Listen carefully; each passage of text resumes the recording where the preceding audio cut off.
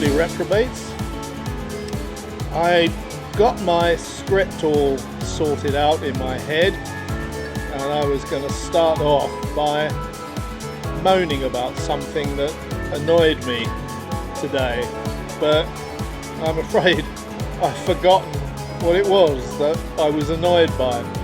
So that's out of the window, so I'll have to complain about dementia instead. How's about that? Isn't it a terrible thing? So I'm gonna call this video Any Excuse, and as you can see, I'm in the pub today, and why any excuse? Well, turns out that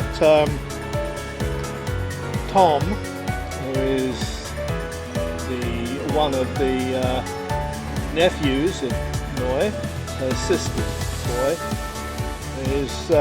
he's been staying with me for a month, but he's heading off back to Germany tomorrow, so I'll have the house to myself again. I get too excited by these things, but he's going to take me and probably a couple of other family members out for a hotel buffet dinner tonight, so I'm killing two birds with one stone. I've been feeling like a beer for some time, so I'm down in the pub and I'm gonna have a beer, and I can maybe have a glass of wine with my dinner tonight. I'm starting to settle into a routine now where I'm largely sober. I say largely sober because every now and then, since Christmas really, every now and then I feel like a beer, so the chances are I'll have one. But I log every day in my diary that I don't drink, and also I log every day that I do, and why, you know. So if you go back and look at my diary over this last the time since Christmas, it's like more than 90% alcohol-free days.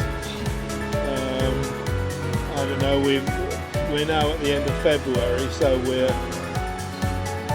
60 days in to the year, and I should imagine that I've drunk for about 5 of them, 5 or 6, which is not bad.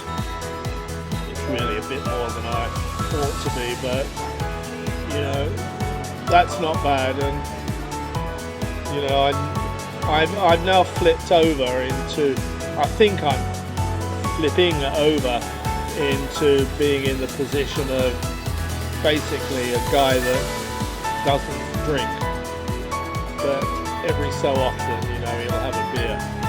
Whereas before, I was a drunk. I drank every day and a lot. But there is another reason that I'm down here today, and that other reason is it's been, knock on wood, a very good day for me personally, because I looked at my YouTube this morning to see what was going on in the world, as opposed to the BBC. I get a more unbiased view from YouTube than I get from the BBC. Who thought I would have said that? And it turns out that a project that I thought was dead and buried in the aeroplane restoration world is now gaining some traction. Let me explain. I'm a great fan of the World War II Typhoon and Tempest fighters. In fact, it's my humble opinion that under 20,000 feet. There wasn't another piston engine fighter that could hold a candle to the Tempest 5. It was a magnificent aeroplane. And tragically, after the end of the war, Britain found it had no more need for these wonderful aeroplanes, and so in a ridiculously short amount of time they were all withdrawn and ruthlessly sent to the smelters, partly because Britain was bankrupt and needed the metal to make stuff that they could sell abroad in foreign currency. And now, and for many years now, we've been in the position where there is only one genuine Hawker Typhoon in the world, which is the example that the RAF Museum at Hendon has had. And I think there was only one complete Tempest 5 airframe in the world too, again owned by the RAF Museum. There are quite a few Tempest 2s which are, you know, almost the same fuselage but a different engine. The thing that I love about the Typhoon and the Tempest 5 was that it was powered by the wondrous Napier Sabre engine, which was a 1-ton monster that is rated, as far as the books are concerned, at about 2,500 horsepower. But by the end of the war, it was cleared to 3,000 horsepower. And okay, where was I? That was Poy that just called me. The Napier Sabre, yes. It was cleared to 3,000 horsepower by the end of the war, and there are reports that work was underway to increase that power output to 5,000 horsepower, which would have made it even more powerful than the Wasp Major from America, you know. Probably the most powerful piston engine ever, for an aeroplane. But that never happened.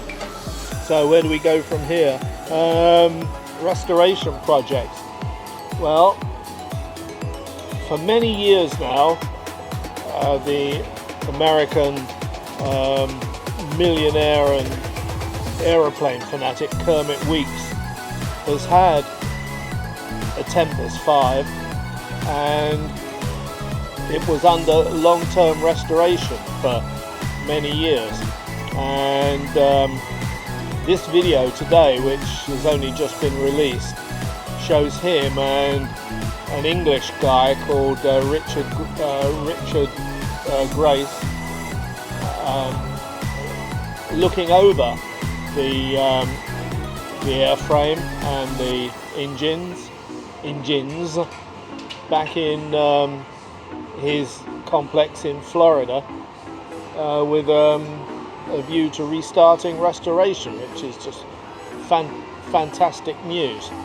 And the upshot of this is that I better be very careful what I say here, but I've always had the view that, being I'm in the twilight of my life, I hope to live long enough to see and hear a Napier Sabre engine running again, because a Napier Sabre hasn't run since the early 50s, and now there's no one around that remembers what they sound like, and there are no authenticated video or audio recordings even existing that would let us know what they sound like.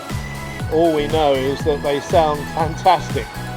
I suspect they're sleeve valve engines, so I suspect they sound a little bit like a Bristol Centaurus. but you know, a Rolls-Royce Merlin sounds completely different to a Wright Cyclone, and they're both poppet valve engines, so whatever. So we don't know, and I really want to see and hear a Napier Sabre engine running again. I don't really care whether the aeroplane flies or not, obviously, as long as it can taxi, that's good for me. It's extreme rarity, as far as I'm concerned, would preclude it from actually flying, but anyway. And also on the restoration front,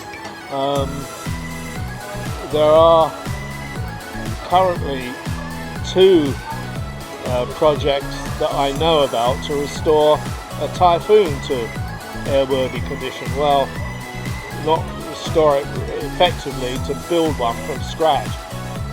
You know, we have the technology now to build steam locos from scratch, so we can certainly rebuild or build a Typhoon from scratch, and they're both progressing quite well. The elephant in the room, of course, is where do they get their Napier Sabres from? And the British group have got an inhibited 0-hour Napier Sabre from, I think it was from the Science Museum, and the Canadian group have acquired a very good quality section engine, which means it will need a lot of new castings making and all that kind of stuff, you know. But they must be crapping themselves, because Richard Grace today said that both of those engines are early Napier Sabres, and to fly around in an aeroplane powered by those engines would be akin to flying around behind a hand grenade with the pin removed. It's that likely to blow up. So whether that is true or not, I don't know, but if they hear that, they'll be crapping themselves. Anyway, a really, really great day for me personally today. Let's hope that it's not the beginning of the end, but certainly the end of the beginning. So that's the reason I'm here having a beer. Cheers.